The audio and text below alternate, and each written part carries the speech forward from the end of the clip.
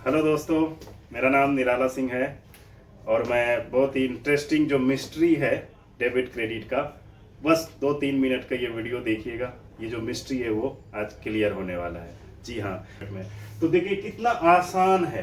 क्या है तो कैश अगर इन होता है तो डेबिट, कैश अगर इन हो रहा है बिजनेस में तो कैश डेबिट होगा, तो ऑटोमेटिकली जो दूसरी एंट्रियां है वो क्रेडिट हो जाएगी। क्योंकि आपको पता है कि हम लोग डबल एंट्री सिस्टम कॉन्सेप्ट में पढ़ते हैं। Every transaction has two aspects, तो one debit another is credit. तो अगर एक कैश अगर डेबिट हो गया तो ऑटोमेटिक दूसरा क्रेडिट हो जाएगा।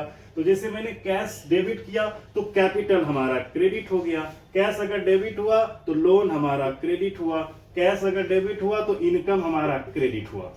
सिंपल। उसी तरह आउट, अगर कैश आउट होता है तो ये क्रेडिट हो जाएगा। ओके, बस आपको याद रखना है कैश का क्या हो रहा है। कैश अगर इन हो रहा है तो डेबिट, कैश अगर आउट हो रहा है तो क्रेडिट। और किसके कारण से क्रेडिट, किसके कारण से आउट हो रहा है, ड्रॉइंग से, तो ड्रॉइंग्स हो जाएगा डेबिट। किसके कारण से क्रेडिट हो रहा है कैश, तो हमारा इन्वेस्टमेंट से, तो इन्वेस्टमेंट हो जाएगा डेबिट। हमारा किसके कारण से कैश आउटफ्लो हो रहा है, एक्सपेंस या एसेट्स के कारण, तो ये हो जाएगा डेबिट। मतलब अगर कैश क्रेडिट हो रहा है तो ऑटोमेटिकली दूसरी एंट्रियां जो है वो डेबिट होगी। तो जैसे मैं आपको एक एग्जांपल देता हूं, जैसे तो मैं अभी आपको कुछ एग्जांपल से बताता हूं। तो बस सिर्फ माइंड में ये याद रखना है कि कैश का क्या हो रहा है, इन हो रहा है या आउट हो रहा है। ओके, तो जैसे देखिए capital introduce into business of ₹3 lakh, 3 lakh का हमने बिजनेस में कैश को इन कराया। तो बिजनेस में क्या हुआ, कैश इन हुआ तो कैश हो गया डेबिट, कैश डेबिट हो गया। क्योंकि मैंने बताया था कि इन अगर होगा कैश तो डेबिट करेंगे और आउट होगा तो क्रेडिट करेंगे। तो कैश डेबिट हो गया तो दूसरी जो एंट्रियां है ऑटोमेटिक कैपिटल जो है वो क्रेडिट हो जाएगी। 3 लाख। ओके, दूसरा क्या है, फर्नीचर परचेज किया मैंने 2 लाख में। ठीक है, तो फर्नीचर परचेज करने से क्या हुआ, फर्नीचर मेरे पास इन हुआ और आउट क्या हो गया, कैश। तो कैश जब आउट होता है तो क्या करते हैं, क्रेडिट। तो कैश अगर क्रेडिट होगा तो ऑटोमेटिक जो दूसरी एंट्रियां है फर्नीचर वो हो जाएगा डेबिट। उसी तरह गुड्स परचेज किया हमने 1 लाख का। ठीक है, तो परचेज करने से क्या हुआ, 1 लाख हमारा आउट हो गया, चला गया पैसा।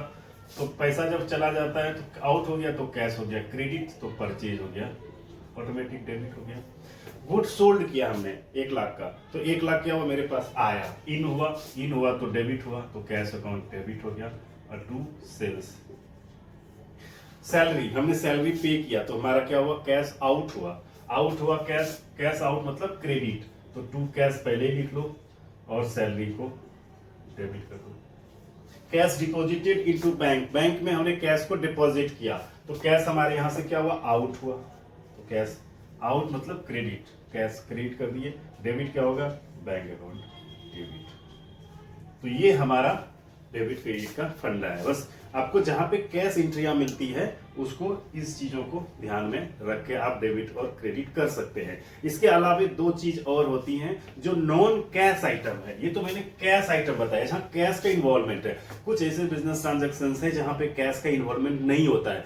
जैसे उधार में आपने क्रेडिट में परचेज किया है तो क्रेडिट में परचेज किया तो कैश का इन्वॉल्वमेंट नहीं है। कुछ एडजस्टमेंट एंट्रियां होती है जैसे डेप्रिसिएशन का, लॉस का, एक्सपेंसेस का, इस तरह से कुछ ऐसी एंट्रियां हैं जहां की कैश का इन्वॉल्वमेंट नहीं होता है। प्रिलिमिनरी एक्सपेंसेस, रिटर्न ऑफ, तो ये दो तरह की एंट्री है जो मैं नेक्स्ट वीडियो में बता दूंगा कि बहुत ही सिंपल है। 2 मिनट का वीडियो, नेक्स्ट वीडियो में आप देखेंगे कि नॉन कैश आइटम का एंट्री कैसे होता है, क्रेडिट का जो है वो एंट्रियां कैसे होगी और नॉन कैश का कैसे होगी, वो मैं नेक्स्ट वीडियो में बनाऊंगा। अभी तक के लिए आज के लिए थैंक यू, बाय।